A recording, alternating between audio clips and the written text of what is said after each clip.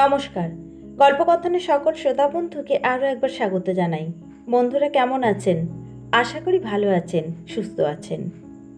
আপনাদের কাছে আমার আজকের নিবেদন সুচিত্রা ভট্টাচার্যের লেখা ছোট গল্প মধ্যবিত্ত। বাড়ি ফিরে ধরাচুরো ছাড়ছিল শুভেন্দু। বুধবারটায় বড় কাহিল দশা হয় তার। কলেজ ছুটির পর 3 ব্যাচ টিউশনি থাকে, 2 অনার্সের ব্যাচ। শুধু নোটস দিলেই হয় না, 15 ছেলের সঙ্গে বকতেও হয় বহুক্ষণ। মাথা পুরো মহাশূন্য হয়ে যায়। তারপর মিনিট 50 শহরতলির ট্রেন উজিয়ে যাদবপুর নেমে গদগদ ভিড় ঠেলে 4-5 মিনিট হাঁটা। এরপর কি আর শরীর চলে? অর্চনা ড্রয়িং রুমে কেবল টিভির সিনেমায় মগ্ন। ঝিমলির মাস্টারমশাই এসেছেন, মেয়ে পড়ছে পাশের ঘরে। শব্দ তাই কমানো আছে টিভিতে, তবু মাঝে মাঝে মৃদুমন্দ বাজনা শোনা যায়, গানের কলিও। পর্দা সরিয়ে উঁকি দিচ্ছে সরস্বতী, নতুন কাজের মেয়ে। রাত দিনের 5 ফরমাস খাটার জন্য মাসখানেক হলে জোগাড় করা গেছে শালির দৌলতে। রায়দিঘি না রায়চক কোথায় যেন বাড়ি। বছর 10-11 বয়স মেয়েটার, শ্যামলা রং, মুখখানি ভারী ফুটফুটে। শুভেন্দু হ্যাঙ্গারে শার্ট টাঙাতে টাঙাতে বলল, কিরে কিছু বলবি? তুমি চা খাবে মামা? কে করবে, তুই? মেয়েটা ফিক করে হাসল। আমি চা করতে শিখে গেছি। বাহ, তুই তো খুব কাজের হয়ে গেলি রে। আমি গ্যাস জ্বালানোও শিখে গেছি, নেবাতেও পারি। সরস্বতীর লাজুক উচ্ছ্বাসে মজা পেল শুভেন্দু। দিব্যি বুলি ফুটে গেছে মেয়েটার। মনে হচ্ছে এবার অর্চনার কপাল ভালো, মেয়েটা বোধহয় টিকেই গেল। উফ, প্রথম কদিন এই মেয়ে নিয়েও যা ভোগান্তি গেছে। সকাল নেই সন্ধে নেই, সারাক্ষণ দরজার আড়ালে গিয়ে ফ্যাচ ফ্যাচ কান্না। খেতে দিলে কাঁদে, শুতে বললে কাঁদে, টিভি দেখতে ডাকলেও কাঁদে। সেই এক জম যন্ত্রণা। অর্চনা তো এক সময়ে ঠিকই করে ফেলেছিল, মেজদির বাড়িতে ফিরিয়েই দিয়ে আসবে সরস্বতীকে। যার নারী ছেঁড়া ধন সে এসে বাবা ফেরত নিয়ে যাক দেশে, সুখের চেয়ে স্বস্তি ভালো। না, শহরের জল বাতাসের গুণ আছে। শুভেন্দু আলগোছে ঘড়ি দেখল, 9টা বাজতে 10। 10টার টিভি সিরিয়াল শেষ না হলে খেতে বসা হবে না। এখন 1 কাপ চা খাওয়াই যায়। স্মিত মুখে বলল, ঠিক আছে কর, দেখিস গ্যাস সাবধানে জ্বালাস। সরস্বতী প্রায় উড়তে উড়তে চলে যাচ্ছিল। কি মনে করে তাকে ডাকল শুভেন্দু, বলল, দিদির মাস্টারমশাইকে জলখাবার দেওয়া হয়েছে? হ্যাঁ, মামি অফিস থেকে ফেরার সময় মিষ্টি এনেছিল। মিষ্টি? 42 বছরের অল্প ভুঁড়ি হওয়া পেটে আলগা হাত বোলালো শুভেন্দু। এক মুহূর্ত ভেবে বলল, হ্যাঁ রে সরস্বতী, তুই অমলেট বানাতে পারিস? অমলেট? হ্যাঁ, ডিম ভাজা। বোকা বোকা মুখে দুদিকে ঘাড় নাড়ল সরস্বতী। এত সিম্পল কাজটা এখনো শিখিসনি? শুভেন্দুর মুখে আফসোসের শব্দ। খুব সোজা রে, ডিমটাকে ফাটিয়ে গুলে একটু নুন দিয়ে ভাজতে হয়। সসপ্যানে 1 চিমটি তেল দিয়ে নিবি, তেল গরম হলে ডিম ছাড়বি, সঙ্গে একটু পেঁয়াজ কুচি লঙ্কা কুচিও দিতে পারিস, না দিলেও চলে। সরস্বতী মন দিয়ে শুনছে, কিন্তু কিছু বুঝছে বলে মনে হয় না। শুভেন্দু হেসে ফেলল, থাক, তুই আমাকে বরং 2টো বিস্কুট দিস।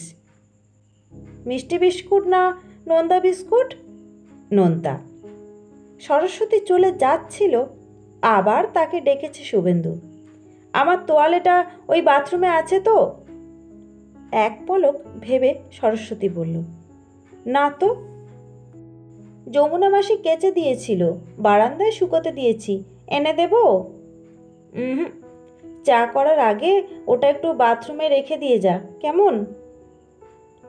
90 ডিগ্রি ঘাড় হেলিয়ে চলে গেল সরস্বতী। বৈশাখ চলছে, প্রখর বৈশাখ। রাত 9টাতেও দিনের তাত মরেনি। শুভেন্দু গা হাত পা চিটপিট করছিল।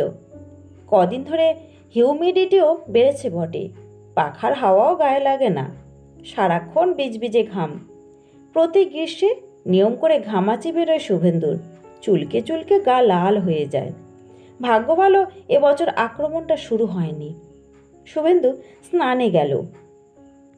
বছর 3 হলো ফ্ল্যাটটা কেনা হয়েছে, বড় নয় আবার খুব ছোটও নয়, মাঝারি মাপের। সিঁড়ি প্যাসেজ সব ধরে 760, 2 রুম, ড্রয়িং অ্যান্ড ডাইনিং। 3 জনের সংসারে এর বেশি আর কি লাগে।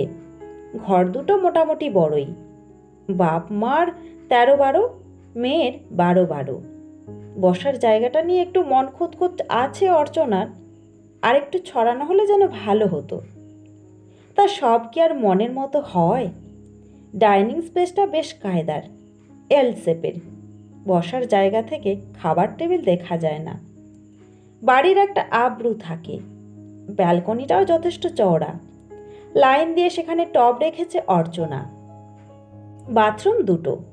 শুভেন্দুর ঘরের লাগোয়াটা বড্ড ছোট, তৃপ্তি করে স্নান করা যায় না। রাত বিরতে শুধু কাজে লাগে। মাথার ওপর শাওয়ার থেকে বৃষ্টিধারা ঝরবে, হাত পা ছড়িয়ে দাঁড়িয়ে প্রতিটি রোমকূপে শুষে নেওয়া যাবে জলকণা, তবেই না সুখ। স্নানের পরে ঘাড়ে গলায় হালকা পাউডার থুপে অর্চনার পাশে এসে বসল শুভেন্দু। নিচু স্বরে জিজ্ঞাসা করল, মাস্টারমশাই আজ কখন এসেছেন? রঙিন পর্দায় বিরহের দৃশ্য চলছে। মহীশূরের বৃন্দাবন গার্ডেনে গান গেয়ে গেয়ে কাঁদছে নায়িকা।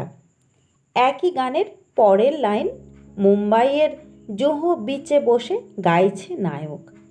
যুগল অশ্রুতে পর্দা প্রায় ভিজে যায়। অর্চনা বিরহ থেকে চোখ সরালো না, বলল, 7:45। অনেকক্ষণ পড়াচ্ছেন তো আজ? 1.5 ঘন্টা তো পড়ানোরই কথা।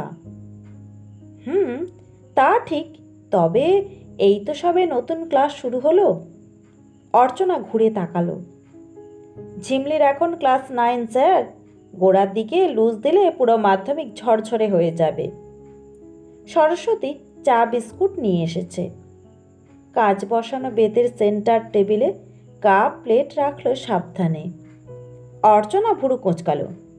কিরে, মামাকেই শুধু চা দিলি, আমাকে দিবি না? ছোট্ট করে হাসলো সরস্বতী। তোমারও করেছি, আনছি। চা খাচ্ছে দুজনে। সরস্বতী টিভির একদম সামনেটায় গিয়ে বসলো মেঝেতে। ঘাড় উঁচু করে তাকিয়ে আছে পর্দার দিকে, চোখ স্থির। পিছন থেকে শুভেন্দু হাসতে হাসতে বলল, কি দেখছিস রে সরস্বতী? টিভি। টিভি তো বুঝলাম, টিভিতে কি দেখছিস? সরস্বতী শরীর মোচড়ালো। টিভি। হাহা হেসে উঠল শুভেন্দু। অর্চনা বলল, খুব টিভি দেখার নেশা হয়েছে মেয়ের।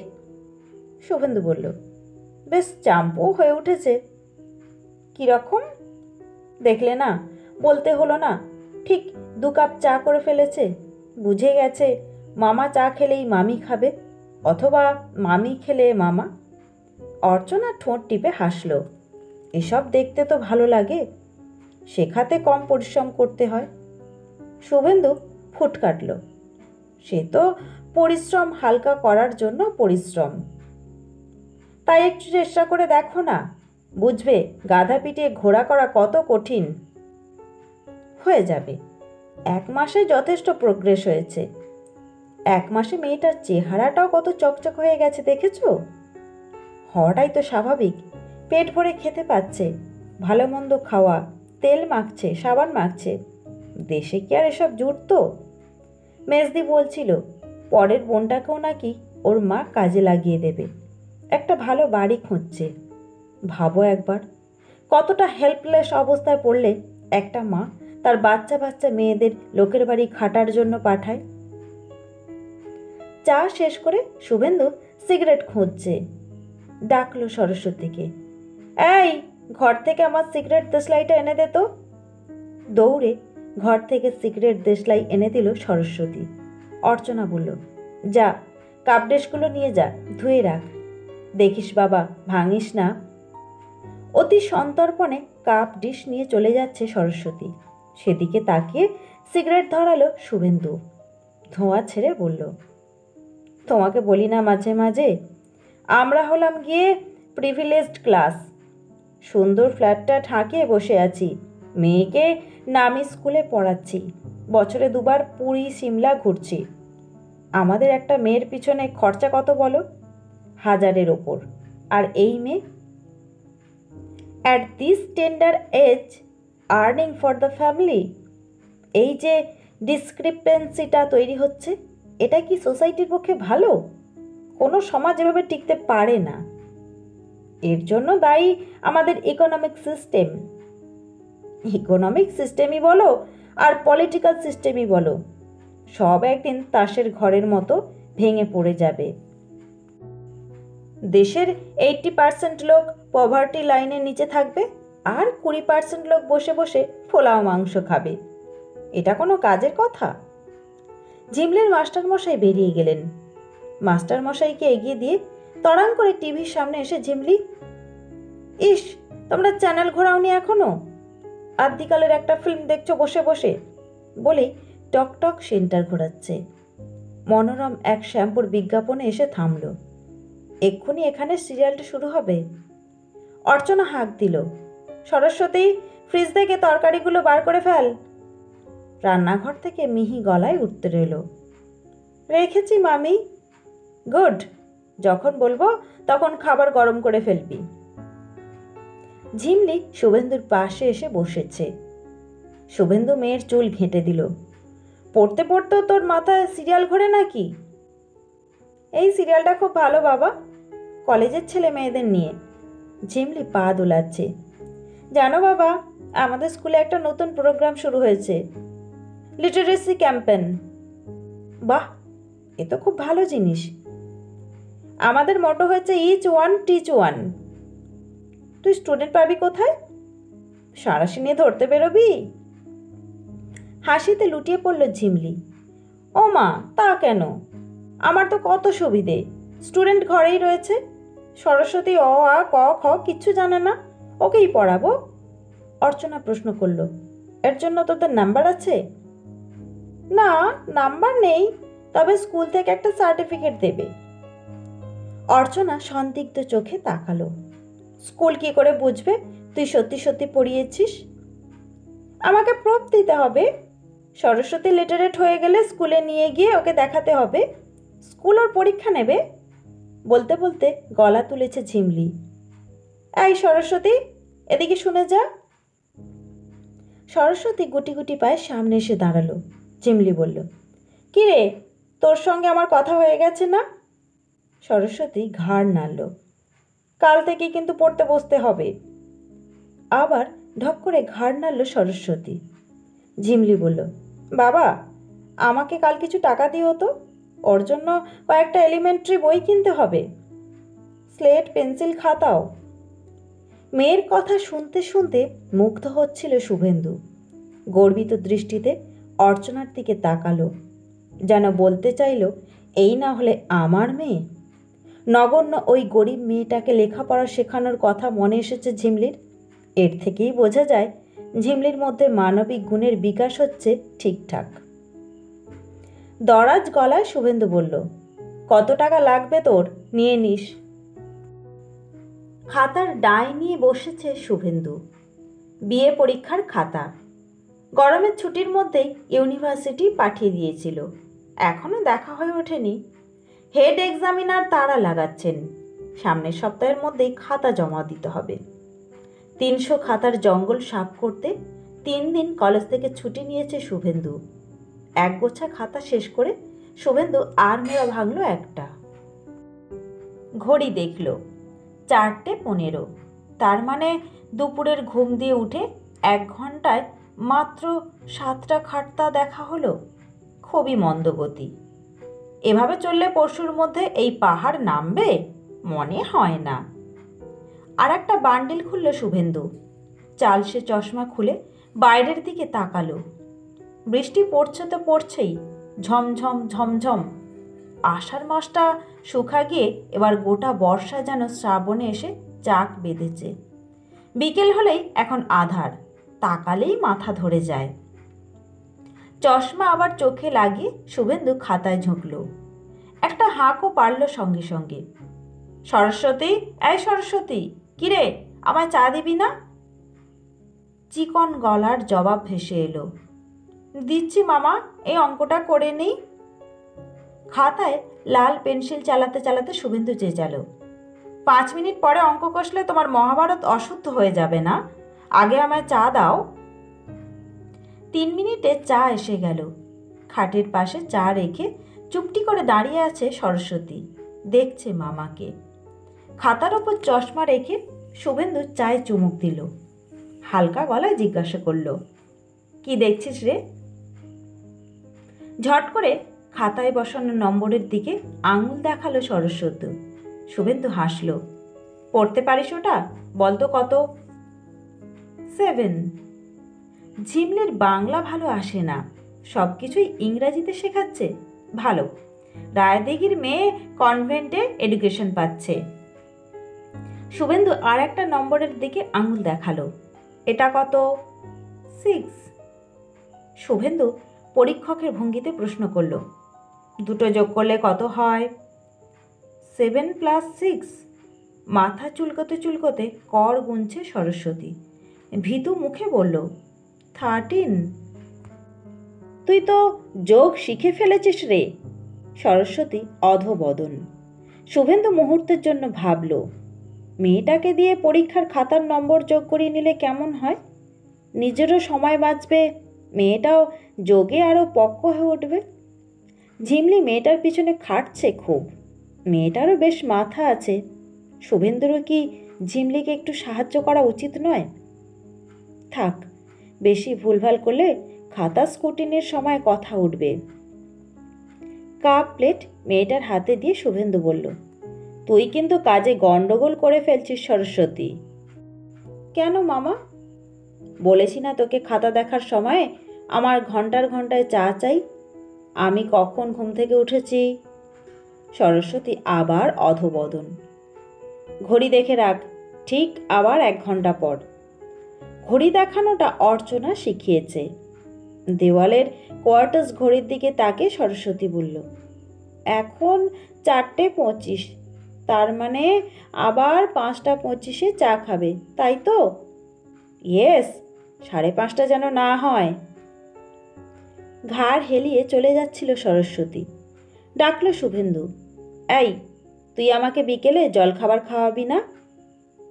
দিদি স্কুল থেকে আসুক, দই চিড়ে মেখে দেব। আহ, দই চিড়ে?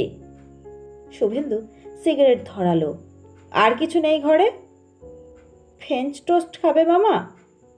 সরস্বতীর চোখ জলজল করে উঠল। ওই যে ডিমে ডুবিয়ে পাউরুটি ভাজে, আমি শিখে গেছি। শুভেন্দু বিস্মিত চোখে দেখল সরস্বতীকে, ভুরু নাচালো। তোকে তো কাল্টিভেট করতে হচ্ছে রে, আর কি শিখেছিস? সরস্বতী লজ্জায় নুয়ে গেছে। শরীর মোচড়াতে মোচড়াতে একের পর এক তার শিক্ষার বর্ণনা করে চলেছে।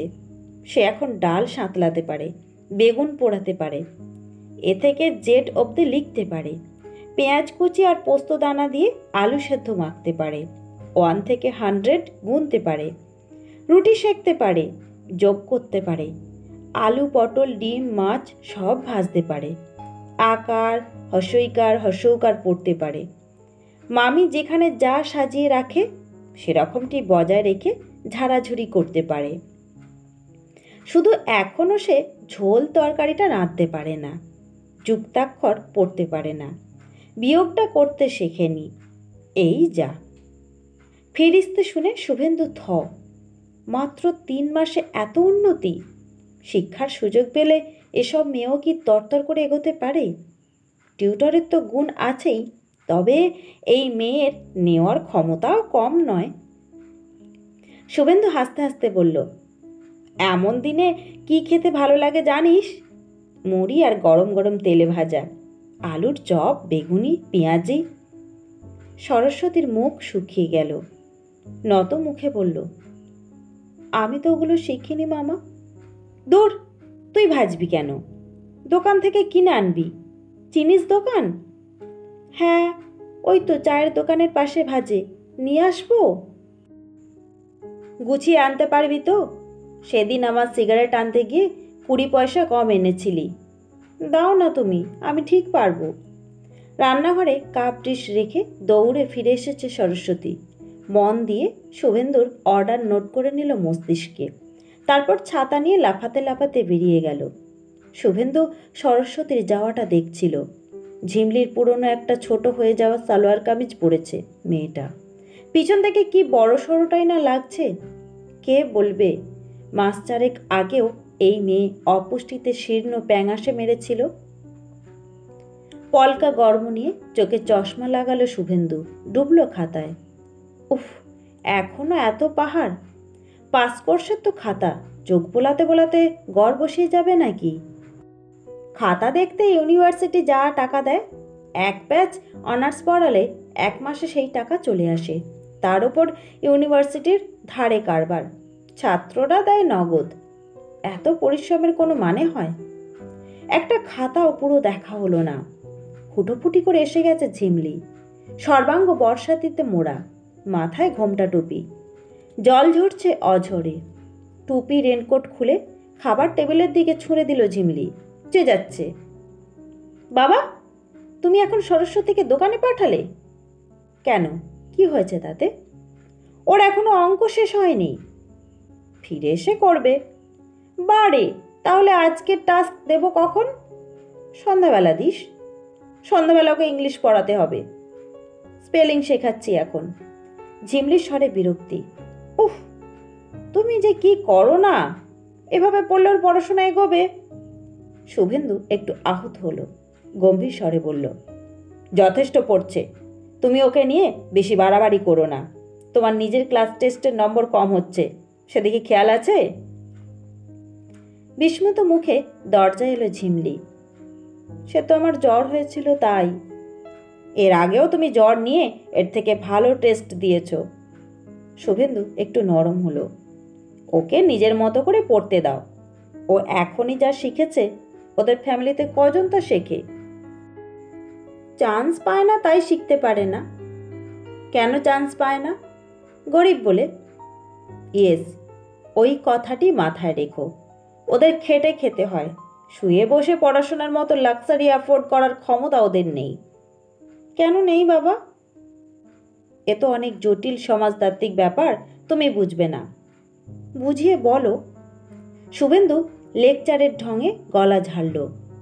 এই সমাজে 2 ধরনের মানুষ আছে। একদল হলো শোষক আর একদল হলো শোষিত। যারা শোষক তারা শুধু শোষিতদের রক্ত চুষছে। এই সরস্বতী বা ওদের মতো যারা আছে তারা সব হলো শোষিত ক্লাস। ঝিমলের মুখে যেন ছায়া পড়ল। উদ্বিগ্ন স্বরে প্রশ্ন করল, শোষক কারা বাবা? আমরা? দূর, আমরা কেন হতে যাব? শুভেন্দু হোঁচট খেল। তারা হচ্ছে ভীষণ বড়লোক, তাদের চোখে দেখা যায় না। আমরা হচ্ছি পেটি মিডল ক্লাস, মধ্যবিত্ত। ঝিমলি বুঝি নিশ্চিন্ত হলো খানিকটা, হাসি মুখে বলল, তাহলে ওদের শিক্ষিত করতে আমাদের অসুবিধে কোথায়? ওভাবে হয় না রে, এর জন্য বিপ্লব দরকার, রেভলিউশন। তখন সব কিছু বদলে যাবে। শুভেন্দু আঙুল তুলল। ভিজে জুতো পরে দাঁড়িয়ে আছিস কেন? ঠান্ডা লেগে যাবে যে। যা, জামা কাপড় বদলে আয়। সরস্বতী গরম গরম তেলে ভাজা আনছে, যা জমবে না বিকেলটা। ঠোঙা ভর্তি তেলে ভাজা নিয়ে ফিরল সরস্বতী। সর্ষের তেল দিয়ে পরিপাটি করে মুড়ি মাখল। শুভেন্দুর পছন্দ মতো পেঁয়াজ শসা কুচি কুচি করে ছড়িয়ে দিল মুড়িতে। রান্নাঘরের শিশিতে বাদাম থাকে, খোসা ছাড়িয়ে বাদামও মিশিয়ে দিয়েছে। ঝিমলি সোফায় বসে মুড়ি তেলে ভাজা খাচ্ছে। সরস্বতী ঠোঙা নিয়ে বসেছে তার পায়ের কাছে, অঙ্ক কষছে। শুভেন্দুর খাতা দেখায় মন বসছিল না। একটা দুটো মুড়ি ছুঁড়ছে মুখে। বুকে কি যেন একটা খচখচ করছিল শুভেন্দুর। বুকে না মস্তিষ্কে। আর 1 কাপ চা খেতে ইচ্ছে করছে। সরস্বতীকে ডাকতে গিয়েও ডাকলো না। তিতকুটে মেজাজে খাতা দেখতে গিয়ে 3-3টে ছেলে ফেল করে গেল। কি যে সব লেখে ছাইপাস! ইতিহাসের একটা বেসিক সেন্স পর্যন্ত নেই। কোন কলেজের খাতা কে জানে? ঘোর বর্ষায় সিক্ত হয়ে ফিরল অর্চনা। বাজপাখির চোখে জরিপ করলো ঘরদোর। সরস্বতীকে দিয়ে শুকনো জামা কাপড় আনালো ঘর থেকে। পোশাক বদলে বাথরুম থেকে মাথা মুছতে মুছতে বেরিয়ে এলো। বর্ষা তার ভারী পছন্দের ঋতু। পাখির মেজাজে বসল শুভেন্দুর পাশে। লঘু স্বরে বলল, কি গো, তোমার আর কত দূর? পাশে পড়ে থাকা বান্ডিল টেরচা চোখে দেখে নিল শুভেন্দু। সদুই হবে। কেন যে আগের থেকে দেখো না? রোজ 10-20টা করে দেখলেও তো চাপ অনেক কমে যায়। শুভেন্দু বলতে পারত, কলেজ টিউশনি সেরে এসে শরীরে শক্তি থাকে না। বলল না। পাল্টা প্রশ্ন করল, চেকটা জমা করেছ হাউস বিল্ডিং লোনের? অর্চনা চিরুনি বোলাচ্ছে মাথায়। না, আজ দেওয়া হয়নি, অফিসে কাজ ছিল, লোকজনও আজ কম এসেছিল। এ কি ইরেসপন্সিবিলিটি? শুভেন্দু হঠাৎ তেতে গেল। আজ লাস্ট ডেট ছিল না? এরপর ওরা যদি এক্সট্রা ইন্টারেস্ট চার্জ করে? বারে, আমার একদিন অফিসে কাজ থাকতে পারে না? বলছি তো কাল দিয়ে দেব।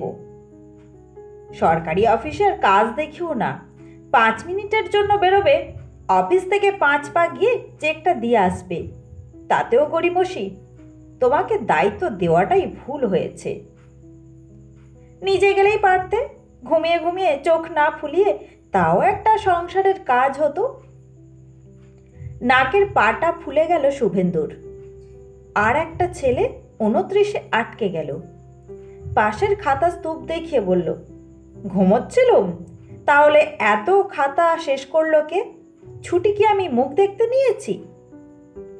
ন্যাকামোর কথা বলো না, 9 মাস তো ছুটিই থাকে, তার ওপর আবার খাতা দেখার বাহানায় ছুটি নেওয়ার ঢং। খাতা তো ফেলে দিয়ে গেছে সামারে, একদিন বসে বসে আঙুল চুষছিলে কেন? অনেক জবাবই ঠোঁটের ডগায় ছিল শুভেন্দুর। অর্ধেক গ্রীষ্মের ছুটি তো তার মেয়ে বউ নিয়ে নৈনিতালে, আলমোড়া, কৌশানী, রানীক্ষেত ঘুরতে ঘুরতেই কেটে গেল। তারপরও কম ফ্যাচাং গেছে দাদার মেয়ের পাকা দেখা, ছোট শালার জন্য পাত্তি দেখতে দুর্গাপুর ছোটা। অর্চনার তলপেটে একটা যন্ত্রণা হচ্ছিল, তাকে নিয়ে ডাক্তারের কাছে দৌড়ানো। এই টেস্ট ওই টেস্ট, এগুলো কি কাজ নয়? ছুটি না পচিয়ে তার বদলে 3টে দিন প্রাপ্য সিএল নিয়ে এই বিশাল জঞ্জাল সাফ করছে শুভেন্দু, তাতেও অর্চনার গাত্রদাহ। শুভেন্দু হুঙ্কার দিয়ে উঠল, এই সরস্বতী! পড়ি মরি করে ছুটে এসেছে মেয়েটা, সভয়ে দেখছে মামা মামিকে। শুভেন্দু কড়া গলায় বলল, আমাকে আবার কটার সময় চা দেওয়ার কথা ছিল? ঘড়ি দেখে মাথা নামালো সরস্বতী। ভুল হয়ে গেছে মামা, দিদি বলল আগে অঙ্ক করে দেখাতে। অঙ্কের নিকুচি করেছে, যাও চা করো গিয়ে। মামি অফিস থেকে ফিরেছে, তাকে কে জলখাবার দেবে? হ্যাঁ? ঘাড় ঝুলিয়ে চলে গেল সরস্বতী। পিছন পিছন অর্চনাও রান্নাঘরে গেছে। রাতের আটা মাখা হয়নি বলে সেও খুব বকছে মেয়েটাকে। শুভেন্দু শুনতে পাচ্ছিল। আবার খাতা দেখায় মন দিল শুভেন্দু। হঠাৎই কিসের ছায়া পড়ল গায়ে, অথবা পড়ল না, শুভেন্দুর মনে হলো পড়ছে। শুভেন্দু চমকে তাকালো। দরজায় ঝিমলি। কেমন একটা চোখে যেন দেখছে বাবাকে। দু চোখের ভৎসনাতে কি বলতে চায় ঝিমলি? পুজোর ছুটির পর সবে কলেজ খুলেছে। কলেজ কোচিং সেরে শুভেন্দু বাড়ি ফিরে দেখল অর্চনা মুখ হাঁড়ি করে বসে আছে ড্রয়িং রুমে। টিভি বন্ধ। ঝিমলি মাস্টারমশাইয়ের কাছে পড়ছে। সরস্বতীকে দেখা যায় রান্না করে। শুভেন্দুর মেজাজটা বেশ শরীফ আজ। 4 মাসের এরিয়ার দিয়ে কড়কড়ে 1300 টাকা হাতে পেয়েছে। ইউনিভার্সিটির রেজাল্টও বেরিয়েছে কাল। শুভেন্দুর প্রাইভেটের সবকটা ছেলেই ভালোভাবে অনার্স পেয়ে গেছে। কলেজের রেজাল্ট অবশ্য তেমন ভালো নয়, কি আর করা যাবে, একে যৌথ দায়িত্ব, তাই এত ছুটি ছাটা। কলেজের সিলেবাস শেষ করাই বড় কঠিন। খুশি খুশি মেজাজে শুভেন্দু প্রশ্ন করল, অমন প্যাঁচার মতো মুখ করে বসে আছো কেন? অফিসে আজ লাল দাগ খেয়েছো নাকি? আরও গম্ভীর হয়ে গিয়ে অর্চনা শুভেন্দুর পিছন পিছন ঘরে উঠে এলো। ভার গলায় বলল, একটা বিপদ হয়েছে। বিপদ? কি বিপদ?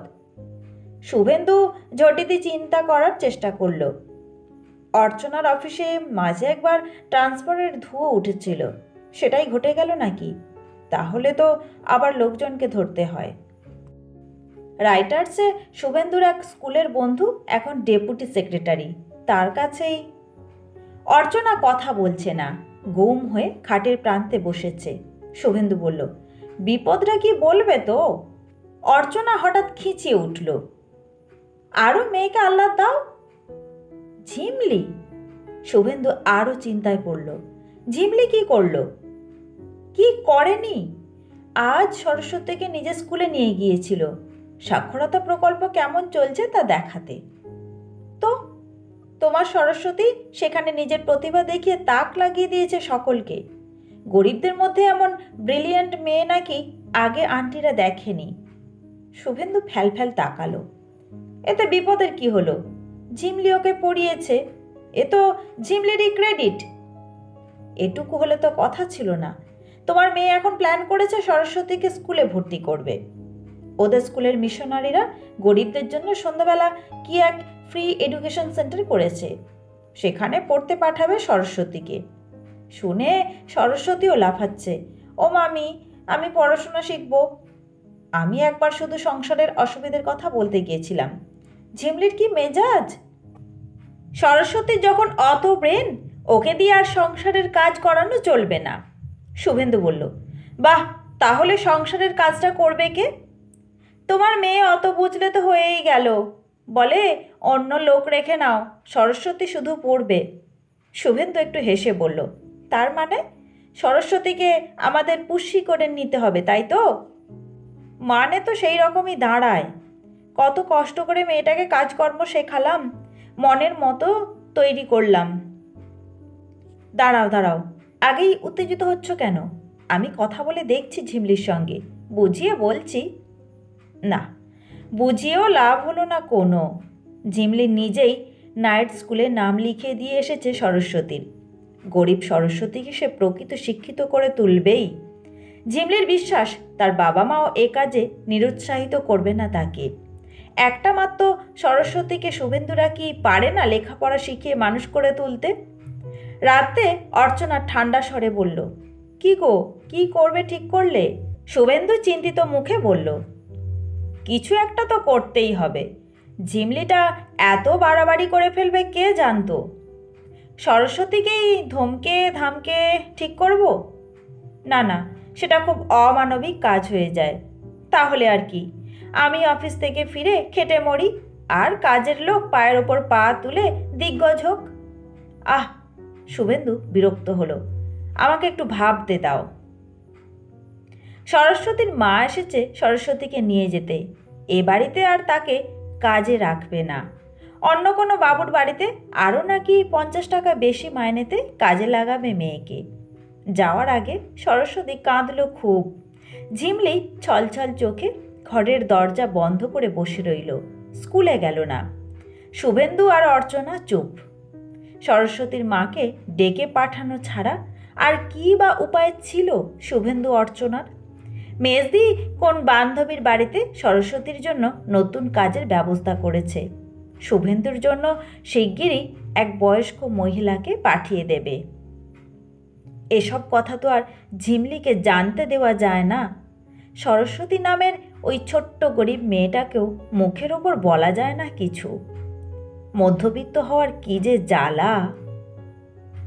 আপনারা শুনছিলেন সুচিত্রা ভট্টাচার্যের লেখা ছোট গল্প মধ্যবিত্ত। গল্পটি কেমন লাগলো কমেন্টস করে জানাবেন, আর যদি ভালো লাগে তো ভিডিওতে একটা লাইক দিয়ে পাশে থাকবেন। সকলে ভালো থাকবেন, ধন্যবাদ।